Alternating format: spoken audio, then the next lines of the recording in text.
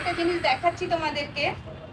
এখানে তো আমি এই কসমস গুলো লাগিয়েছিলাম আমার শীতকালের জন্য, শীতকালের সিজন ফ্লাওয়ার।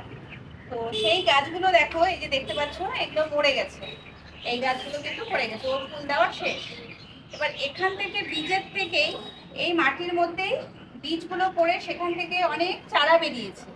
সেই চারা থেকে দেখো, এখানে আমি কিন্তু কিছুই করিনি, ও একা একাই, এটা কিন্তু নতুন গাছে সে কিন্তু ফুল দিচ্ছে। যেহেতু আমার অতটা সময় হয় না, তো আজকে একটু সময় পেয়েছি। তো এইবার আমি যেহেতু এই গাছগুলো হয়ে গেছে, নতুন মাটি করতে গেলে আমাকে এখন অনেকটা সময় দিতে হবে, তো আমি অতটা সময় দিতে পারছি না। তো আমি শর্টকাট বুদ্ধি অ্যাপ্লাই করছি, এই পুরোনো গাছগুলোকে আমি আগে কেটে দিচ্ছি। পুরোনো গাছগুলোকে আমি কেটে দিলাম। এবার ফাঁকা হয়ে গেল, ও স্পেস পেয়ে গেল। এবার ও এখানে যতটুকু যা হবে হতে থাকবে, আমি শুধু মাঝে মাঝে একটু ওকে সার দিয়ে দেবো। ও একাই দেখো অটোমেটিক কিন্তু সুন্দরভাবে হয়ে গেছে।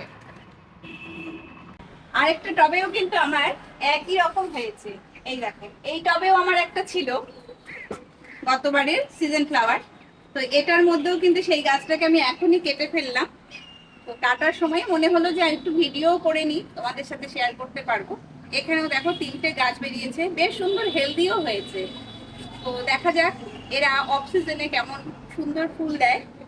তো সেটাও নিশ্চয়ই আপডেট তোমাদের সাথে শেয়ার করবো।